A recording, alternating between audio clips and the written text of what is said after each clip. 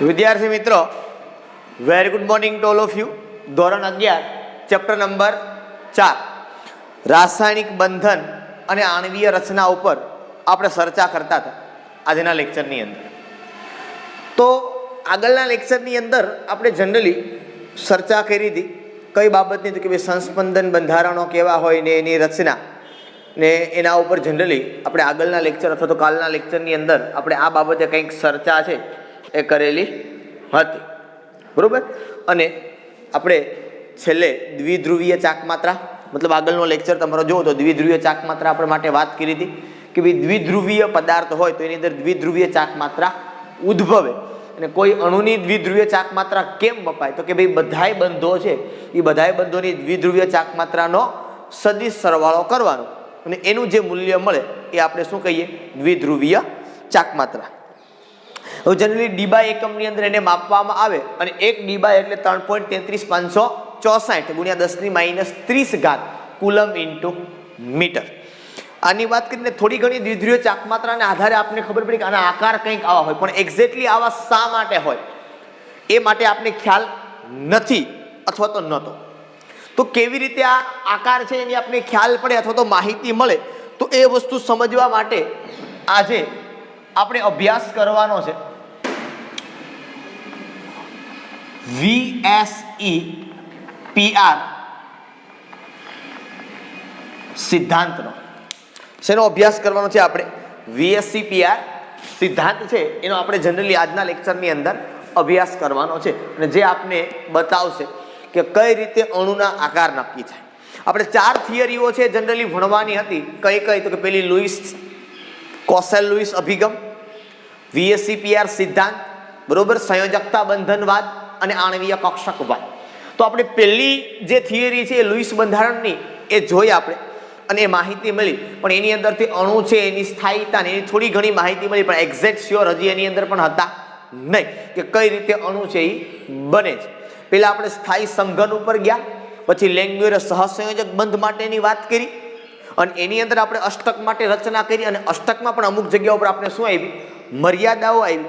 પછી આપણે સંસ્પંદન બંધારણોની અંદર ગયા અને પછી થોડુંક આકાર નક્કી કરવા માટે થોડા ઘણા ચેક કરવા માટે આપણે દ્વિધ્રુવીય ચાકમાત્રા ઉપર આપણે ગયા. હવે આજે ફાઇનલી VSEPR સિદ્ધાંતની મદદથી નક્કી કરશું કે અણુના આકાર છે એ કઈ રીતે નક્કી કરવામાં આવે. ઓકે, હવે અણુ છે એના આકાર નક્કી કરવા માટેનો જે સિદ્ધાંત જેને કહીએ છીએ આપણે VSEPR સિદ્ધાંત. એક તો આનું ફૂલ ફોર્મ શું છે, તો કે V એટલે આને કહેવાય valence shell electron pair repulsion. Valence shell electron pair repulsion. આને આપણી રીતે કેવું હોય તો કહી શકીએ વેલેન્સ એટલે સંયોજકતા, શેલ એટલે કોષ, શેલ એટલે કોષ, ઇલેક્ટ્રોન એટલે ઇલેક્ટ્રોન, પેર એટલે યુગ્મ જોડ, રિપલ્ઝન એટલે અપાકર્ષણ. તો સંયોજકતા કોષ ઇલેક્ટ્રોન યુગ્મનું અપાકર્ષણ એવું આનું ગુજરાતી છે એ આપણે કરીએ તો થાય. અને તમને કદાચ ટોપિકની અંદર પણ કંઈક એવું જ આપ્યું છે કે સંયોજકતા કોષ ઇલેક્ટ્રોન યુગ્મ અપાકર્ષણ સિદ્ધાંત. શું કીધું છે? VSEPR સિદ્ધાંત એટલે સેમ ટુ સેમ છે. સંયોજકતા કોષ ઇલેક્ટ્રોન યુગ્મ અપાકર્ષણ સિદ્ધાંત, બરોબર. તો આ VSEPR સિદ્ધાંત મતલબ તમને ખબર પડે કે ભાઈ અહીંયા કંઈક સર વાત છે એ સંયોજકતા કોષના ઇલેક્ટ્રોન યુગ્મ ની વાત કરવાની છે. હવે પહેલી વાત આપને ખબર છે, સિમ્પલ સરળ. શું? તો કે સર આપણે આગળના ભાગની અંદર લુઈસ બંધારણની જે વાત કરી, તો એ લુઈસ બંધારણ ઉપરથી આપને આકાર છે એની સાચી માહિતી મળી નહીં, અથવા તો આકાર છે એ કેવી રીતે આવો થાય છે એનું કારણ આપણે લુઈસ બંધારણ ઉપરથી જાણી શક્યા નહીં. તો આ વસ્તુને સમજાવવા માટે બે વૈજ્ઞાનિકો છે એને શરૂઆતની અંદર પ્રયત્ન કર્યો. સિઝવિક અને પોવેલ 1940માં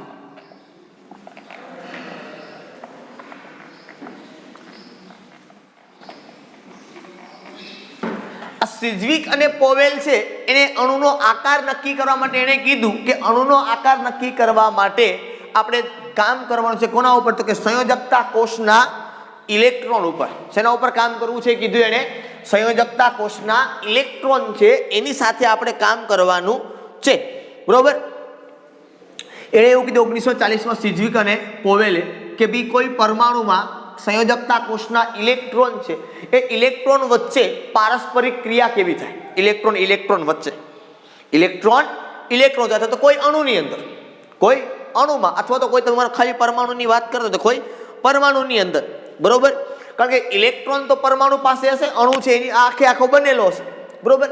તો સિઝવિક અને પોવેલે શેના માટે વાત કરી? તો કે ભઈ ઇલેક્ટ્રોનની શેના માટેનો અભ્યાસ કર્યો? તો કે ઇલેક્ટ્રોનની પારસ્પરિક ક્રિયા. ઇલેક્ટ્રોનની પારસ્પરિક ક્રિયા. કોઈ પરમાણુ છે પણ એના કયા ઇલેક્ટ્રોન? તો કે ભાઈ એના સંયોજકતા કોષના ઇલેક્ટ્રોન. કયા ઇલેક્ટ્રોન? સંયોજકતા કોષના ઇલેક્ટ્રોન છે એની વચ્ચે પારસ્પરિક ક્રિયા કેવી થાય? બરોબર. સેકન્ડ વન, આ સિદ્ધાંત છે એને વધારે પડતો આગળ લઈ જવા માટે 1957 ની અંદર નાયહોલ્મ અને ગિલેસ્પી બીજા બે વૈજ્ઞાનિક આવ્યા, નાયહોલ્મ અને ગિલેસ્પી. એ અણુનો આકાર સમજાવવા માટે ઊંડો પાયો નાખ્યો. મતલબ એને શું કીધું કે ભાઈ ઇલેક્ટ્રોન યુગ્મ જે છે અથવા તમારે ઇલેક્ટ્રોન છે એ ઇલેક્ટ્રોનના પ્રકારમાં આવી ગયા. એ ક્યાં ગયા? ઇલેક્ટ્રોનના પ્રકારમાં. કે જ્યારે બે પરમાણુઓ જોડાય તો અણુ બને તો એની પાસે બે પ્રકારના ઇલેક્ટ્રોન. સર આમાં બે પ્રકાર કેમ? તો કે ભાઈ જે ઇલેક્ટ્રોન બંધમાં ભાગ લે એને બંધકારક ઇલેક્ટ્રોન યુગ્મ કહેવાય અને જે ઇલેક્ટ્રોન બંધમાં ભાગ ન લે એને શું કહેવાય? અબંધકારક ઇલેક્ટ્રોન યુગ્મ. તો આ નાયહોલ્મ અને ગિલેસ્પીએ એની વાત કરી કે ભાઈ અબંધકારક ઇલેક્ટ્રોન યુગ્મ અને બંધકારક ઇલેક્ટ્રોન યુગ્મ આની વચ્ચે પારસ્પરિક ક્રિયા થાય છે જેના કારણે અણુ છે એ પોતે જુદા જુદા આકારનો બને છે અથવા તો બનવા માટે મજબૂર થાય છે. તો નાયહોલ્મ અને ગિલેસ્પીએ આ ઇલેક્ટ્રોન યુગ્મ કયા ઇલેક્ટ્રોનની વાત કરી? અને તો કે ભાઈ બંધકારક ઇલેક્ટ્રોન અને બીજા ક્યાં? અબંધકારક ઇલેક્ટ્રોન યુગ્મ. આની વચ્ચેની પારસ્પરિક ક્રિયાનો એને અભ્યાસ કર્યો. આને શેનો અભ્યાસ કર્યો તો કે સંયોજકતા કોષના ઇલેક્ટ્રોનની પારસ્પરિક ક્રિયાનો. એને બધા ઇલેક્ટ્રોન ભેગા લીધા હતા પરમાણુની અંદર. આને શું કર્યું તો કે બંધકારક ઇલેક્ટ્રોન યુગ્મ અને અબંધકારક ઇલેક્ટ્રોન યુગ્મ છે આની વચ્ચેની પારસ્પરિક ક્રિયા માટેની એને અભ્યાસ કર્યો કે શું થાય. બરોબર. અને એના આધારે એને અમુક સિદ્ધાંતો છે એ આપણે સિદ્ધાંતો એ આપ્યા. એમાંથી એને પહેલી વાત એ કરી કે ભાઈ અણુનો આકાર છે એ કેવો હશે, એનો આધાર કોના ઉપર? તો પેલું એને એવું કીધું કે મધ્યસ્થ પરમાણુ ની સંયોજકતા કોષ અથવા તો કક્ષા, સંયોજકતા કોષમાં રહેલા ઇલેક્ટ્રોનની સંખ્યા. કે અણુ કોઈ પણ છે એ અણુનો આકાર કોના ઉપર છે? તો કે એ અણુના મધ્યસ્થ પરમાણુની સંયોજકતા કોષમાં રહેલા ઇલેક્ટ્રોનની સંખ્યા કેટલી છે? આમ લખાય ખરેખર કે અણુના મધ્યસ્થ પરમાણુની સંયોજકતા કોષમાં ઇલેક્ટ્રોનની સંખ્યા કેટલી છે? નંબર 2, હવે ઇલેક્ટ્રોન છે એની પાસે ઋણ વીજભાર હોય એના કારણે એની વચ્ચે શું થશે? અપાકર્ષણ અનુભવ છે. આ ઇલેક્ટ્રોન છે એ મધ્યસ્થ પરમાણુ પર સંયોજકતા કોષમાં જેવા પણ ઇલેક્ટ્રોન છે બંધકારક હોય તો પણ ભલે ને અબંધકારક હોય તો પણ ભલે, કે ઇલેક્ટ્રોન ઋણ વીજભારિત હોવાથી, કેવો હોવાથી? ઋણ વીજભારિત હોવાથી એની વચ્ચે શું ઉદ્ભવ છે? અપાકર્ષણ. હવે એક વસ્તુ તમે વિચારો કે જો ઇલેક્ટ્રોન વચ્ચે અપાકર્ષણ થાય તો એ કેવી રીતે ગોઠવવાનો પ્રયત્ન કરે અવકાશમાં? મતલબ કે ત્રિપરમાણીય દિશામાં આકાર બને અણુનો તો એ હંમેશા ક્યાં ગોઠવાય? તો કે ત્રિપરમાણવીય દિશામાં. સપોઝ તમે વિચારો આખી વાતને. બરોબર. દાખલા તરીકે હું ઓઝોનની વાત કરું છું તમારી સામે. કોની? ઓઝોનની. તો મારો આ 3 ઓક્સિજન થયા, હું સીધી લાઈનમાં મૂકું. આકાર શું કામ થઈ તમને સમજાવું હવે. બરોબર. તો માનો આની પાસે 6 ઇલેક્ટ્રોન છે, આ બાહ્યતમ કોષમાં પરમાણુ સંયોજકતા કોષમાં રહેલા ઇલેક્ટ્રોનની સંખ્યા. હવે આમાંથી તમને ખબર છે કે એક એક સિંગલ બંધ છે એ બની જાય છે. આનો એક બાજુ બીજો બનાવો તો બીજી બાજુ સિંગલ હોય એટલે આવી રીતે હોય જનરલી. માનો તમે વિચારજો આવી રીતે. આ આપણે ભણી ગયા. તો હવે શું થયું તો કે આ ઇલેક્ટ્રોનને હું ઉપર દર્શાવું છું. હવે આ ઇલેક્ટ્રોન છે એ કેવા છે તો કે આ અબંધકારક છે. આ કેવા છે તો કે બંધકારક. આ બંધકારક, આ બંધકારક. હવે આ અબંધકારક ઇલેક્ટ્રોન યુગ્મ છે ને આ ઇલેક્ટ્રોન છે એ કેવા છે કે એ ઇલેક્ટ્રોન બંધકારક છે. એટલે આ ઇલેક્ટ્રોન એક તો પેલા આ બે ઇલેક્ટ્રોન વચ્ચે શું થાય? અપાકર્ષણ. આ ઇલેક્ટ્રોન અને આ ઇલેક્ટ્રોન, આ ઇલેક્ટ્રોન અને આ ઇલેક્ટ્રોન એની વચ્ચે શું થાય? અપાકર્ષણ. હવે મારો અપાકર્ષણ થાય તો આ કેવી રીતે ગોઠવવાનો પ્રયત્ન કરે તો કે ભાઈ અપાકર્ષણ ઓછું થાય. અપાકર્ષણ ઓછું કેમ થાય તો કે અંતર કેવું થાય એ બે વચ્ચેનું મહત્તમ. આમ દૂર તો ન જઈ શકે ને હાથે, એટલે એ કઈ બાજુ આવે? નીચે. હવે માનો કે આ નીચે આવે તો બંધકારક વચ્ચે શું લાગે પાછું? અપાકર્ષણ. ઇલેક્ટ્રોન જ છે ને, ઇલેક્ટ્રોન પાસે વીજભાર સમાન એટલે લાગશે શું? હંમેશા અપાકર્ષણ. એટલે હંમેશા ખાલી યાદ રાખવાનું છે કે ભાઈ આ અણુ છે એના ઇલેક્ટ્રોન યુગ્મન, આ ઇલેક્ટ્રોન યુગ્મ એ કેવું? જો અહીંયા ઇલેક્ટ્રોન યુગ્મની વાત છે, નહીં કે ઇલેક્ટ્રોનની. આ અબંધકારક ઇલેક્ટ્રોન યુગ્મ એ આ બે બાજુ શું લગાડે તો કે આ બે બાજુ અપાકર્ષણ લગાડે. આને પણ અપાકર્ષણ લગાડે, આને પણ અપાકર્ષણ લગાડે. હવે આની વચ્ચે પણ શું લાગે તો કે અપાકર્ષણ લાગે. એટલે વધારે ક્યાં લાગે તો કે ભાઈ વધારે અબંધકારકમાં લાગે. શું કામે તો કે એ ક્યાંય બંધમાં ભાગ નથી લીધો એટલે એનું જોડાણ ક્યાંય થયું નથી. જોડાણ નથી થયું એટલે એની પાસે જગ્યા કેવી હશે? મોટી હશે. એટલે એ આને શું કરશે? ધક્કો મારશે. એટલે આ બે ક્યાં આવશે તો કે આ બે આવશે નીચે. પણ વધારે પડતા નીચે નહીં આવે. શું કામે તો કે આ બંધકારક વચ્ચે પણ પાછું શું લાગે? અપાકર્ષણ.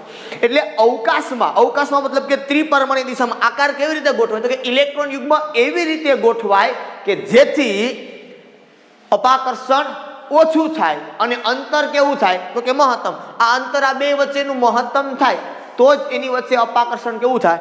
ઓછું. એટલા માટે ખાસ આ જે સિદ્ધાંત હું લખીને આપું છું, કદાચ એને VSEPR નો સિદ્ધાંત કયો તો પણ ખોટું નથી કે અવકાશમાં ઇલેક્ટ્રોન યુગ્મ એવી રીતે ગોઠવાય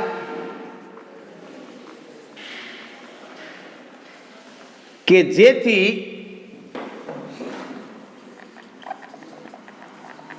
અપાકર્ષણ ઓછું થાય અને અંતર વધુ થાય. સમજમાં આવે આખી બાબત કે ભાઈ અવકાશમાં ઇલેક્ટ્રોન યુગ્મ એવી રીતે ગોઠવાય કે જેથી અપાકર્ષણ ઓછું. કોની વચ્ચે તો કે ઇલેક્ટ્રોન યુગ્મ વચ્ચે. ઇલેક્ટ્રોન યુગ્મ વચ્ચે અપાકર્ષણ ઓછું થાય અને અંતર વધુ થાય. આ હિસાબે અણુ છે એનો આકાર છે એ નક્કી થાય. એટલા માટે જ આને ધક્કો મારે એટલે આ ઓઝોન છે એટલા માટે જ આ પ્રમાણે ગોઠવાય. અહીંથી વધારે નજીક ન આવે. શું કામે તો કે આ બંધકારક વચ્ચે શું લાગે? એને અપાકર્ષણ. હવે અહીંયા હોય શું હોય તો કે એ અબંધકારક છે, એનું અપાકર્ષણ વધારે હોય. બરોબર. અહીંયા કોની વચ્ચે લાગે તો કે આ લાગે તમારું અબંધકારક અને બંધકારક વચ્ચે. અબંધકારક અને બંધકારક, આ બંધકારક અને બંધકારક વચ્ચે અપાકર્ષણ લાગે. બરોબર છે. ત્યાર પછી ખાલી બુકની અંદર ઘણા બધા મુદ્દા બધા આપણે જે કામના છે એ જ કહું છું. અને છેલ્લો મુદ્દો હું તમને કહી દઉં કે માનો કે લુઈસ બંધારણની અંદર એક કરતાં વધારે સ્વરૂપો હોય. દાખલા તરીકે આપણે વિહિત સ્વરૂપો જોયા હતા કે જો એની સંસ્પંદન બંધારણ હોય તો તમને આ VSEPR નો સિદ્ધાંત તમે કોઈ પણ રચનાને લાગુ પાડી શકો. એમાં કંઈ ખોટું નથી. VSEPR નો જે સિદ્ધાંત છે આ VSEPR સિદ્ધાંત એ કોઈ પણ અણુને આપણે લાગુ પાડી શકીએ છીએ. એમાં એકોય અણુમાં આગળ પાછળ થાય નહીં. મતલબ દરેકને લાગુ પડે. કહેવાનો મતલબ માનો કે ઓઝોનના સંસ્પંદન બંધારણ હોય, બે સ્વરૂપ હોય તો બેમાંથી કોઈ પણ સ્વરૂપને તમે લાગુ પાડી શકો છો. પહેલાને લાગુ પડે ને બીજાને ના પડે એવું કાંઈ છે નહીં. બંનેને લાગુ પડે. બરોબર. એની સામે કોઈ ઇસ્યુ છે નહીં. Is it clear? આ વસ્તુ મુખ્ય છે, આ વસ્તુ અગત્યની છે. આને તમારે 10 વખત 50 વખત 100 વખત જેટલી વખત લખવું એટલી વખત લખજો. યાદ રહેવું જોઈએ. મિનિમમ 10 વખત લખવાનું છે. આ યાદ રહેવું જોઈએ કે અણુનો આકાર કેવી રીતે. અથવા તમને હું ક્યારેક પૂછીશ કે VSEPR નો સિદ્ધાંત શું, તો તમારે એવું મને કહેવાનું છે કે અવકાશમાં ઇલેક્ટ્રોન યુગ્મ એવી રીતે ગોઠવાય કે જેથી તેમની વચ્ચે અપાકર્ષણ ઓછું થાય અને અંતર વધુ થાય. બરોબર. તેમની વચ્ચે એટલે કોની વચ્ચે તો કે ઇલેક્ટ્રોન યુગ્મની વચ્ચે. ઇલેક્ટ્રોન યુગ્મ વચ્ચે. એ પછી બંધકારક ઇલેક્ટ્રોન યુગ્મ હોય કે અબંધકારક ઇલેક્ટ્રોન યુગ્મ હોય. Is it clear? આ ખ્યાલ પડે છે. હવે પ્રશ્ન એ આવે આપણી સામે કે સર આપણી પાસે ઘણા બધા પ્રકારના ઇલેક્ટ્રોન યુગ્મો છે, મતલબ ઘણા બધા પ્રકારના તો નથી પણ બે પ્રકારના ખાસ કરીને છે, અબંધકારક બંધકારક. આ બે ઇલેક્ટ્રોન યુગ્મો છે તો એમની અંદર અપાકર્ષણમાં કેવું થાય? સપોઝ હું તમને એક આકાર સમજાવું ફરી પાછો.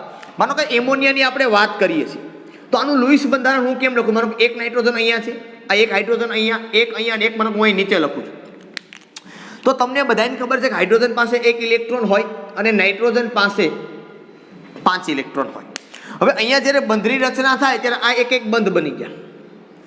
હવે મને કહેજો આ ઇલેક્ટ્રોન કેવો હતો કે બંધકારક, આ ઇલેક્ટ્રોન કેવો હતો કે બંધકારક, આ ઇલેક્ટ્રોન કેવો હતો કે અબંધકારક. આ અબંધકારક ઇલેક્ટ્રોન છે ને એને આવી રીતે જનરલી દર્શાવે. કેવી રીતે? આ રીતે. હું કામ તો કે આ ઇલેક્ટ્રોન હોય ને એ કોઈ કક્ષકમાં હોય. દાખલા તરીકે નાઇટ્રોજનની તમે ઇલેક્ટ્રોન રચના લખો તો શું થાય? 1s2 2s2 2p3, 1s2 2s2 2p3. બરોબર છે. હવે આ તો નિષ્ક્રિય થઈ ગયું. હવે જે આ 3 ઇલેક્ટ્રોન હતા, 1 2 ને હજી એક અહીંથી ત્રીજો, હજી અહીં કેટલા ઇલેક્ટ્રોન વધ્યા? 2. આ 2 વધ્યા ક્યાં છે? તો કે 2p કક્ષકમાં. p કક્ષકનો આકાર કેવો હતો કે p કક્ષકનો આકાર ડમ્બેલ, એક બાજુ ધન છેડો હોય ને એક બાજુ ઋણ છેડો, આપણે એક છેડો અહીં દર્શાવી. એટલે આ પ્રકારે જનરલી ઇલેક્ટ્રોન યુગ્મ છે એને દર્શાવવામાં આવે કક્ષકની અંદર, કક્ષકના આકાર પ્રમાણે. બરોબર? રેડી? ચાલો, તો હવે શું થાય ખબર છે? હવે જો આ ઇલેક્ટ્રોન યુગ્મ છે એ કેવું છે? તો કે આ તમને ખબર છે કેવું છે? અબંધકારક અને જનરલી આપણે કહીએ નોન બોન્ડિંગ. હવે આ ઇલેક્ટ્રોન યુગ્મ ત્રણેય છે એ કેવા? તો કે બંધકારક. હવે એક વસ્તુ સમજવાની છે કે સર અપાકર્ષણ વધારે ક્યાં લાગે? ઇલેક્ટ્રોન છે તો અપાકર્ષણ તો લાગશે, કારણ કે ઇલેક્ટ્રોન ઉપર વીજભાર કેવો છે? ઋણ. એટલે અપાકર્ષણ તો થશે. સર વધારે ક્યાં થાય? વધારે ક્યાં થાય? માનો કે એના માટે હજી એક એક્ઝામ્પલ હું તમને બતાવું કે H2O, આ ઓક્સિજન અને આ 2 હાઇડ્રોજન. તો આમાં તમને ખબર છે કે હાઇડ્રોજન પાસે એક, આ ઓક્સિજન પાસે હું લખી નાખું 6. તો હું એક બંધ બનાવું અહીંયા, સોરી ફોર ધેટ. હું આ ઓક્સિજનના ઇલેક્ટ્રોન છે ને એને આ રીતે લખું છું, કે જુદી રીતે તમને અત્યારે સમજ આવવા માટે. આ એક અહીંયા, એક અહીંયા. બરોબર? અને એક બંધ અહીંયા. આને આવી રીતે દર્શાવાય. 2 ઇલેક્ટ્રોન યુગ્મ છે. હવે સમજો, આ બંધકારક ઇલેક્ટ્રોન યુગ્મ કહેવાય અને આ 2 છે એ કેવા કહેવાય? અબંધકારક. હવે જો બંધકારક ઇલેક્ટ્રોન યુગ્મ હોય એનો મતલબ શું? તો કે ઇલેક્ટ્રોનની જે કક્ષક હોય કે જે કંઈ હોય, જે કક્ષકમાં ઇલેક્ટ્રોન હોય એ થોડીક વપરાઈ ગઈ હોય, બીજા હારે બંધ બનાવવામાં ભેગી થઈ ગઈ હોય. અહીંયા આને બંધ બનાવ્યો જ નથી તો આ ક્યાંય કોઈ હારે જોડાયેલ નથી, તો એનું અંતર છે અથવા આનું કદ છે એ મોટું હશે. અબંધકારકનું એ જગ્યા વધારે રોકશે. શું કામે? તો કે આ કોઈ બીજા હારે જોડાયેલી છે એટલે પાર્ટનરશિપ થઈ છે, એની જગ્યા થોડીક ઓછી હોય. એટલે સૌથી વધારે અપાકર્ષણ ક્યાં લાગે? તો કે અબંધકારક વચ્ચે. સૌથી વધારે અપાકર્ષણ ક્યાં લાગે? અબંધકારક વચ્ચે. એટલે આ શું કરે? તો કે આ 2 ઇલેક્ટ્રોન યુગ્મ છે, આ 2 વચ્ચે એક તો અપાકર્ષણ થાય. બરોબર? એટલે આ 2 કોને દબાવે? તો કે આને. પણ અહીંયા પાછું શું છે? બંધકારક છે. આ ઇલેક્ટ્રોન યુગ્મ 2 રહ્યા એ કેવા રહ્યા? બંધકારક. પણ આ 2 ને દબાવે એટલે આ આખું ક્યાં આવે? તો કે આ આવે નીચે અને આ 2 ક્યાં પડે? છૂટા પડે. અને એના કારણે આની વચ્ચે બંધકોણ છે 104.5 ડિગ્રીનો થાય.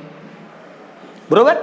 બાકી તો માનો કે આ સીધી રેખામાં શું વાંધો છે? પણ વાંધો એ છે કે આ ઇલેક્ટ્રોન યુગ્મ છે આને ધક્કો મારે અને હેઠો ઘા કરે. શું કામે? તો કે આની પાસે શક્તિ ઓછી છે કોના કરતા? આના કરતા. કારણ કે આ બંધમાં વપરાયેલો ઇલેક્ટ્રોન છે, આ વપરાયા વગરના ઇલેક્ટ્રોન છે. એટલા માટે જો પારસ્પરિક ક્રિયાની વાત કરીએ, બરોબર, તો પારસ્પરિક ક્રિયાની અંદર સૌથી વધારે ક્યાં થાય? અપાકર્ષણ. અપાકર્ષણની વાત કરો તો સૌથી વધુ અપાકર્ષણ શેમાં? તો કે નોન બોન્ડિંગમાં. પછી એના કરતા ઓછું તો કે નોન બોન્ડિંગ અને બોન્ડિંગની અંદર. બરોબર? બોન્ડ પેર કયો, લોન પેર કયો, બોન્ડ પેર કયો, તમે કંઈ પણ કયો તો પણ ચાલે. બરોબર? આવી રીતે કહી શકો તો પણ ચાલે. બરોબર? તમને ટેક્સ્ટબુકમાં એવું પૂછે કે LP લોન પેર. શું કહેવાય એને? લોન પેર કયો એનો મતલબ પણ શું થાય? અબંધકારક ઇલેક્ટ્રોન યુગ્મ. પેર એટલે યુગ્મ. અહીંયા પછી લખો લોન પેર અને બોન્ડ પેર. અને સૌથી ઓછું ક્યાં હોય? બોન્ડ પેર અને બોન્ડ પેર. બરોબર? આ છે એ કેવા છે? Lone pair. લોન પેર એટલે કેવા? તો કે અબંધકારક ઇલેક્ટ્રોન યુગ્મ. બરોબર. તો અબંધકારક વચ્ચે વધારે લાગે, અબંધકારક અને બંધકારક વચ્ચે એના કરતાં થોડુંક ઓછું, અને બંધકારક વચ્ચે સૌથી ઓછું. એટલા માટે આ નજીક આવે, બાકી તો આ નજીક ના આવે ને, બાકી તો આ નજીક ના આવે. હું કામ નજીક આવી શકે આટલા? તો કે આની વચ્ચે અપાકર્ષણ કેવું થાય? ઓછું, કારણ કે આ બે બંધમાં વપરાયેલા છે, એની પાસે એટલી બધી ઉર્જા હશે ને, એટલે એટલું બધું અપાકર્ષણ કરી શકશે નહીં. એટલે સૌથી વધુ અપાકર્ષણ ક્યાં થાય? એટલા માટે હવે આ છે એ શું કરે? તો કે આ બેયને શું મારે? ધક્કો મારે. ધક્કો મારે એટલે શું થાય? કે અંતર વધે, એટલે આ બે હાઇડ્રોજન ક્યાં આવે? નીચે આવે. એટલા માટે આપણે એમોનિયામાં આમ લખ્યું તો તમને ખબર હોય તો આવી રીતે, કારણ કે આ એક્ઝેક્ટ હાઇડ્રોજન છે એ કાં સામે હોય ને કાં તો એની પાછળના ભાગમાં હોય. બરોબર, નીચે ના હોય, પણ આપણે તો બોર્ડની અંદર દર્શાવી ના શકીએ, એટલે આપણી મર્યાદા છે એ આવી જાય. બરોબર, એટલે આ ઇલેક્ટ્રોન યુગ્મ છે એ અહીંયા આવી રીતે રહી આની પાસે. એટલે આની વચ્ચે તમે જો આ હાઇડ્રોજન છે કાં તો તમે એની પાછળ લખો કાં તો એક્ઝેક્ટ સામે હોય. બરોબર, એટલા માટે આ પ્રમાણે જનરલી આકાર છે એ બને. આપણે કેમ 3 પાયા હોય, એમાં 3 પાયા જેવો આકાર આખો એનો થઈ જાય એમોનિયાનો.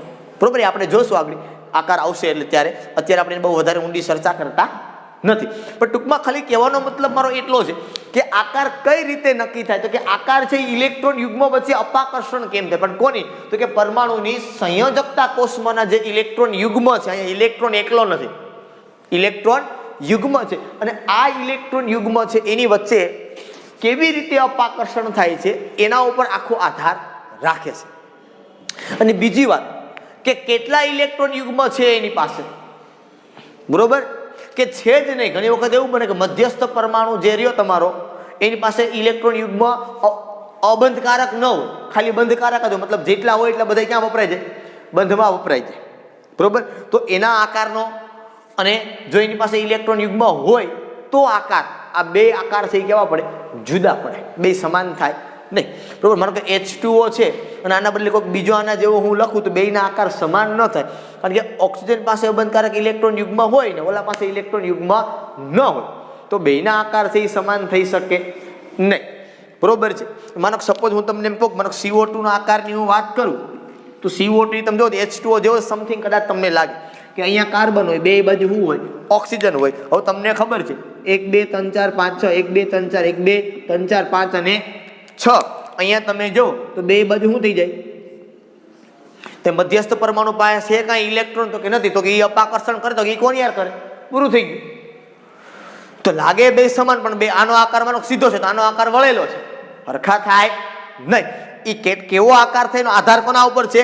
તો કે મધ્યસ્થ પરમાણુ જે છે એની સંયોજકતા કોષમાં કેટલા ઇલેક્ટ્રોન છે અને એ ઇલેક્ટ્રોનમાંથી કેટલા બંધકારક છે અને કેટલા અબંધકારક છે, આ સંખ્યા ઉપર આધાર રાખે છે.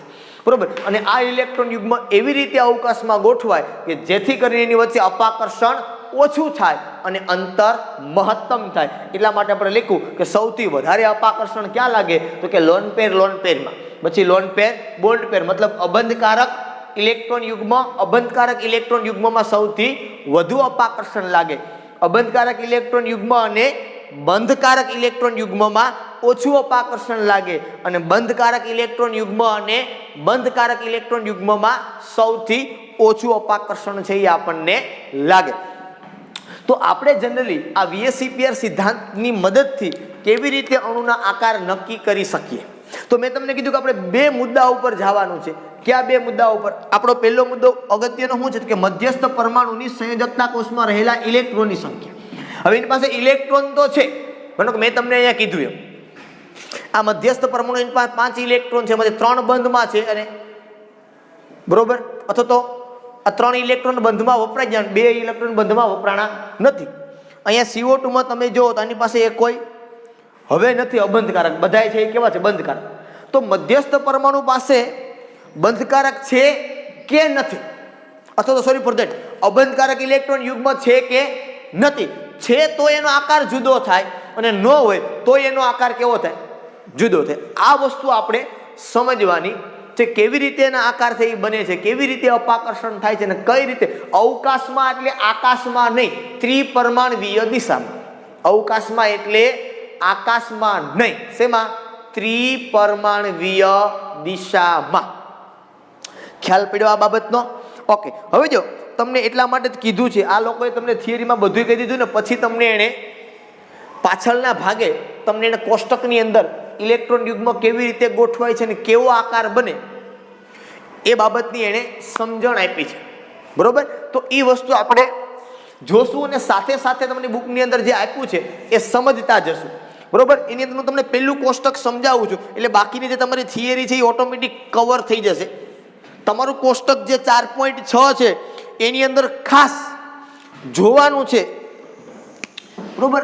એક કોષ્ટક તમારું 4.6 છે એની અંદર ખાસ કરીને એવું કીધું છે કે મધ્યસ્થ પરમાણુ પાસે અથવા તો અણુઓની ભૂમિતિ જેમાં મધ્યસ્થ પરમાણુને અબંધકારક ઇલેક્ટ્રોન યુગ્મ હોતું નથી. શું કીધું? અણુઓની ભૂમિતિ જેમાં, ભૂમિતિ મતલબ આકાર, જેમાં મધ્યસ્થ પરમાણુને અબંધકારક ઇલેક્ટ્રોન યુગ્મ હોતું નથી. આની નીચે અંડરલાઈન કરી લેજો. જે તમને કીધું છે એને એ શેના માટે કીધું છે, બરોબર? તો કે એ તમને એવું કીધું કે આપણે એવા અણુના આકાર અત્યારે જોવાના છે કે જે અણુમાં મધ્યસ્થ પરમાણુ પાસે અબંધકારક ઇલેક્ટ્રોન યુગ્મ ન હોય. કેવું ન હોય? અબંધકારક ન હોય. હોય એ બધાય કેવા હોય? બંધકારક. અબંધકારક ઇલેક્ટ્રોન યુગ્મ એકોય નહીં. હવે અબંધકારક એકોય ન હોય તો ખાલી અપાકર્ષણ કોની વચ્ચે થવાનું છે? Bond pair, sorry for the bond pair અને બોન્ડ પેર, મતલબ બંધકારક ઇલેક્ટ્રોન યુગ્મ અને બંધકારક ઇલેક્ટ્રોન યુગ્મ વચ્ચે જ અપાકર્ષણ થશે. ઓકે, સમજાવું. એની અંદર શું આપ્યું છે આપણે કોષ્ટકમાં? ઇલેક્ટ્રોન યુગ્મની સંખ્યા. પહેલું આવું કીધું છે, ઇલેક્ટ્રોન યુગ્મની સંખ્યા. પછી સેકન્ડ વન આપ્યું છે ઇલેક્ટ્રોન યુગ્મની ગોઠવણી. યુગ્મની ગોઠવણી. ત્યાર પછી આપ્યું છે આણ્વીય ભૂમિતિ, મતલબ અણુનો આકાર. અણુનો આકાર. પછી આપ્યું છે સંકરણ. એ શું ને કેવું હોય તમને સમજાય. સંકરણ. અને પછી આપ્યું છે તમને ઉદાહરણ. હવે જો મધ્યસ્થ પરમાણુ એક તો છે જ, પણ કેવો મધ્યસ્થ પરમાણુ છે આ ખાસ તમારે જોવાનું છે.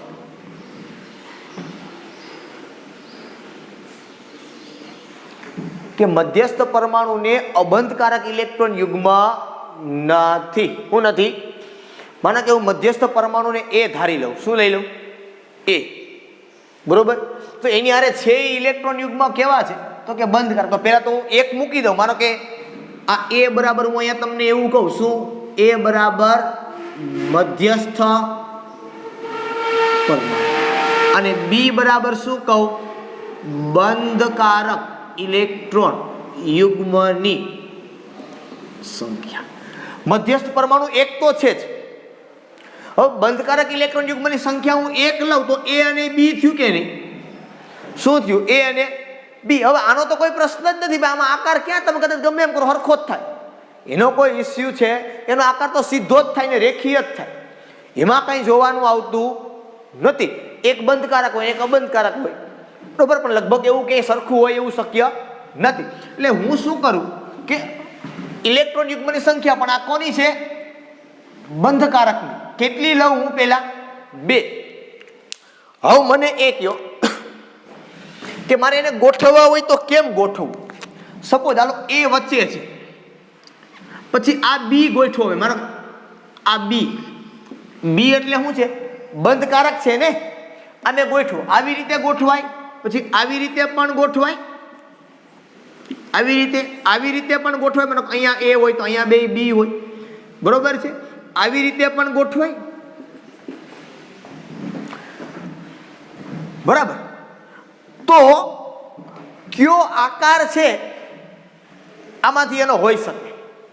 તો કે પહેલી વાત તો એ છે, આપણે એ કીધું કે આ બંધકારક છે, આની પાસે ઇલેક્ટ્રોન યુગ્મ છે. એક આરે બંધ બીનો છે ને અહીં પીડ્યો છે, અહીંયા આવી રીતે છે દરેક આરે. હવે આપને ખબર છે કે આ છે એ ઇલેક્ટ્રોન યુગ્મ કેવું છે? એનું બંધકારક છે. એ અહીંયા વપરાઈ ગયું આની હારે. મતલબ આવી રીતે હોય. આ ઇલેક્ટ્રોન યુગ્મ એક એક લખો તો આવી રીતે થાય. બાકી આમ તમે દર્શાવો તો બે બે જ્યાં દર્શાવો. હવે આ બંધકારક એની વચ્ચે મેં તમને આગળ કીધું અપાકર્ષણ માત્ર ક્યાં થશે? બંધકારક ને બંધકારક. કારણ અહીંયા સ્પષ્ટ કીધું છે કે મધ્યસ્થ પરમાણુને અબંધકારક ઇલેક્ટ્રોન યુગ્મ નથી. તો આનો આકાર આ કેટલાના ખૂણે રહે? તો કે ભાઈ આ ખૂણો મેક્સિમમ થયો એનો કેટલો? 180 ડિગ્રી. એનાથી વધારે, કારણ કે સમતલ છે એ કેટલાનો? 360 ડિગ્રીનું. સમતલ કેટલાનું હોય? 360. 2 છે તો 360 ભાગ્યા 2 કરી નાખો. તો આની ગોઠવણી કેમ થશે? તમને ટેક્સ્ટ બુકની અંદર પણ બહુ સરસ રીતે આપી છે, બરોબર? કે ભાઈ અહીંયા એ છે અને આ બે બાજુ આવી રીતે આપ્યા છે. મેં બી લીખો છે અને આવી રીતે આપ્યું. તો આનો આકાર છે એ કેવો થયો? જો હું લખું ખાલી નામ આવ્યો તો આકાર કેવો બન્યો? રેખીય, કારણ કે મેક્સિમમ ખૂણો આવ્યો. સંકરણ અત્યારે ખાલી યાદ રાખી લેવાનું છે કે આનું સંકરણ SP થાય. હું કામ થાય એ પછીની વાત છે, બરોબર? આપણે ભણવાના આવશે આના પછીની થિયરી આપણે ભણશું, સંયોજકતા બંધનવાદ. તો એની અંદર આપણે જોશું કે આનો આકાર છે એ આવો કઈ રીતે થાય છે, બરોબર? હવે આવા આકાર હોય તો આવા અણુના આકાર હોય એવા અણુના આકારના આપણે ઉદાહરણ જોવાના છે. તમે ઘણા બધા એક્ઝામ્પલ આના જોયા. BeH2, BeCl2, HgCl2. એમાં તમે જો બેરિલિયમને લખો એટલે બેરિલિયમ પાસે કોઈ ઇલેક્ટ્રોન યુગ્મ હોય નહીં, બે જ હોય અને બે ક્યાં વપરાય જાય? હાઇડ્રોજન. અહીંયા Cl માં તો બે બંધમાં વપરાય જાય. મધ્યસ્થ પરમાણુ પાસે એ કોઈ વધવું જોઈએ નહીં. રેડી? ઓકે. હવે ત્યાર પછી હું કેટલી સંખ્યા લખું? તો કે સર ત્યાર પછી આપણે સંખ્યા લખીએ આની કેટલી? તો કે 3. હવે 3 ને તમારે ગોઠવવાના છે, બરોબર? તો એક A છે અને 3 B છે એટલે AB3 થયું. આ A છે. હાલો આને 3 વડે ભાગી નાખો. ટોટલ કેટલાનું? 360 નું. તો 360 ને તમે 3 વડે ભાગો એટલે કેટલા આવે? 120. કેટલા થાય? 120. તો આવી રીતે ગોઠવી દો 3 ને એકબીજાથી કેટલાના ખૂણે? 120 ડિગ્રીના ખૂણે. તો આ પ્રમાણે આપણે આને ગોઠવીએ. આ A અહીંથી આ 3, અહીં તમે B લખો તોય ભલે. તો આનો આકાર કેવો થયો? એક જ સમતલની અંદર છે એટલે આને કહેવાય સમતલીય ત્રિકોણ અથવા તો ત્રિકોણીય સમતલીય અથવા તો સમતલીય સમત્રિકોણીય, બરોબર? આનું સંકરણ છે એ થાય sp2 અને આ આકારની અંદર તમે લખી શકો BCl3 કે BF3.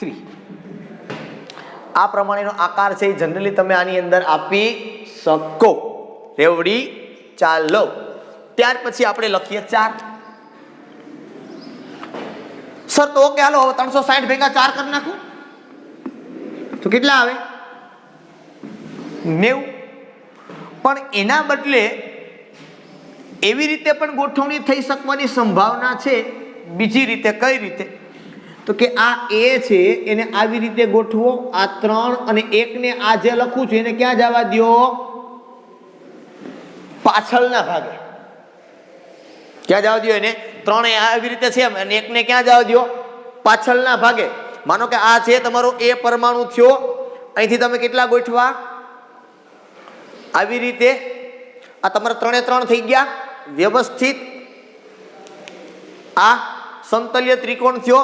જે ચોથો છે એને ક્યાં મૂકો? અહીંયા મૂકો.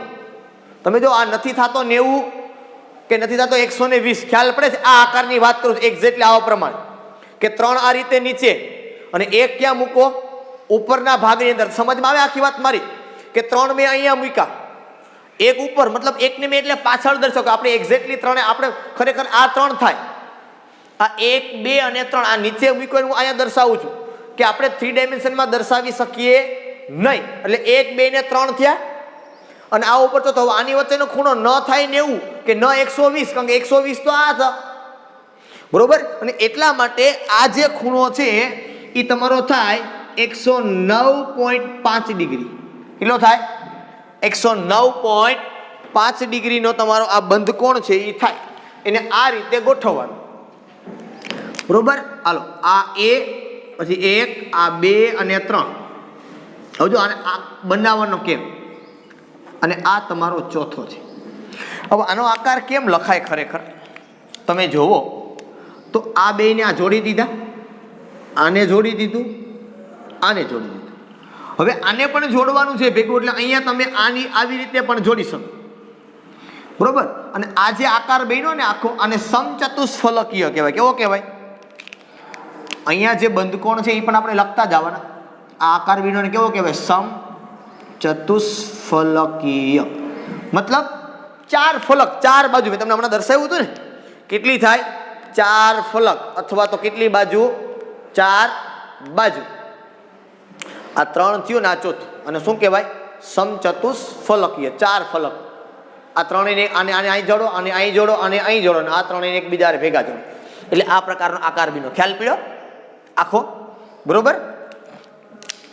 અને આની અંદર જે બંધકોણ હોય કેટલો હોય 109.5 ડિગ્રી. અહીંયા જે બંધકોણ હોય એ કેટલો 120 ડિગ્રી. અહીંયા કેટલો હોય 180 ડિગ્રી. અહીંયા જે સંકરણ થાય એ સંકરણ sp3 અહીંયા લખી શકો તમે CH4 અથવા તો અહીંયા હોય NH4+. બરાબર. ચાલો હવે ત્યાર પછી કેટલા મૂકવા છે મારે 5.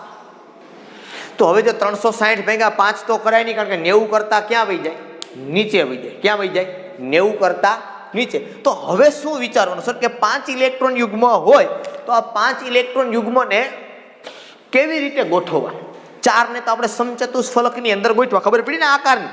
ના ખબર પડે તો ફરી પાછું, બરોબર, કે આ બેયને જોડ્યા, આ અને આ ત્રણેયને, પછી આને જોડવાનું. થોડું કાંઈ નીચે લખવાનું, મેં થોડોક પાછળ, કારણ કે હકીકત હોય પાછળના ભાગમાં, આગળના.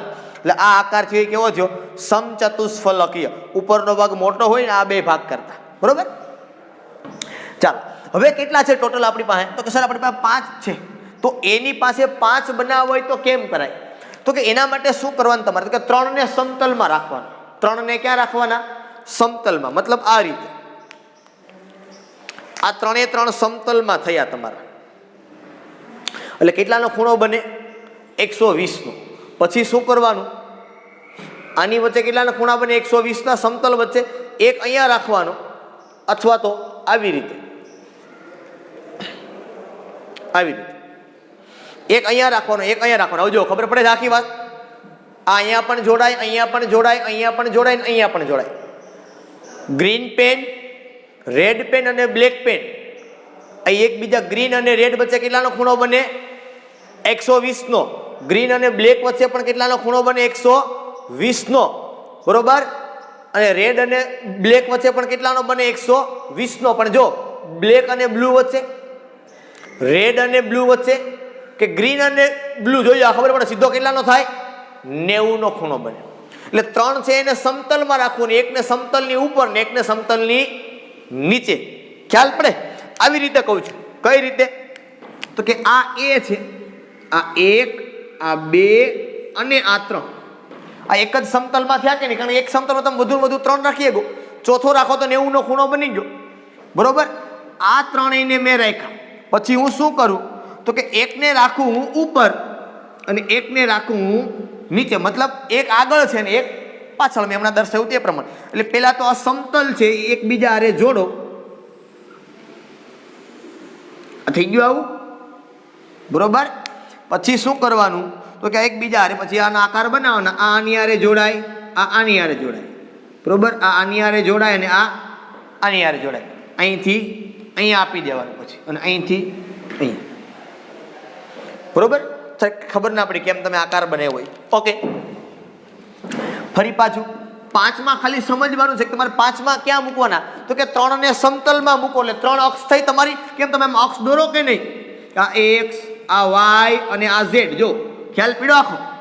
3 ને ક્યાં મૂકવાના, એક ઉપર ને એક નીચે, એક અહીંયા ઉપર ને એક ક્યાં રાખવાની નીચે. બસ હું એવું જ કંઈક કરું છું. આ એ છે, આ 1, આ 2 અને આ 3, બરોબર. આ 1 છે એને ઉપર રાખો ને 1 છે એને ક્યાં રાખો નીચે, બરોબર. પેલા સમતલને જોડું છું ખાલી હું.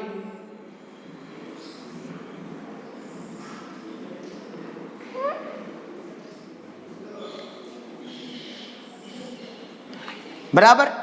આ 3 સમતલને જોડાઈ ગયું. પછી શું કરવાનું, તો કે પછી આ 3 ખૂણા છે આની જોડો. આ 1, આ 2 અને આ 3. હવે 3 આને, આ 1, આ 2, કયો બાકી રહ્યો આ 3. ત્રિકોણ હતો, એક પિરામિડ ઉપર ને એક પિરામિડ નીચે, બરોબર. તો આને કહેવાય ત્રિકોણીય દ્વિપિરામિડલ, આમાં સંકરણ થાય sp3d. એક્ઝામ્પલ તરીકે લખી શકો PCl5. ખ્યાલ પડ્યો આ આકારમાં? ફરી પાછું કહું છું, શું કરવાનું છે આપણે? તો કે આપણે